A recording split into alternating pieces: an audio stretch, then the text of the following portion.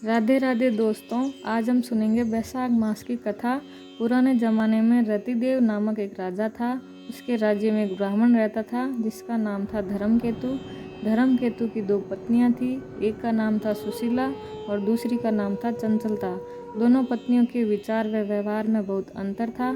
सुशीला धार्मिक वृत्ति की थी और व्रत उपवास पूजा अर्चना करती रहती थी, जिसके विपरीत चंचलता भोग विलास में मस्त रहती थी। वह शरीर के श्रृंगार पर अधिक ध्यान देती रहती थी।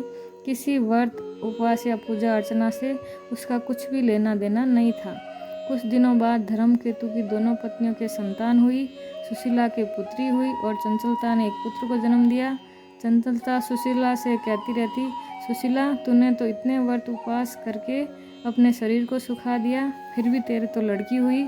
मैंने कोई व्रत उपवास या पूजा अर्चना नहीं की, फिर भी पुत्र को जन्म दिया। कुछ दिन तक तो सुशीला सुनती रही, पर जब अति हो गई तो उसे बड़ा दुख हुआ। उसने गणेश जी की आराधना की। गणेश जी प्रसन्न हुए तो उनकी कृपा से सुशीला के पुत्री के मुंह से बहुमूल्य मोती मूंगे निकलने लगे। एक रूपवान पुत्र भी जन्मा। सुशीला का ऐसा सौभाग्य जगा तो चंचलता के मन में जलन होने लगी। उसने सुशीला की बेटी को कुएं में गिरा दिया, पर सुशीला पर तो गणेश जी की कृपा थी।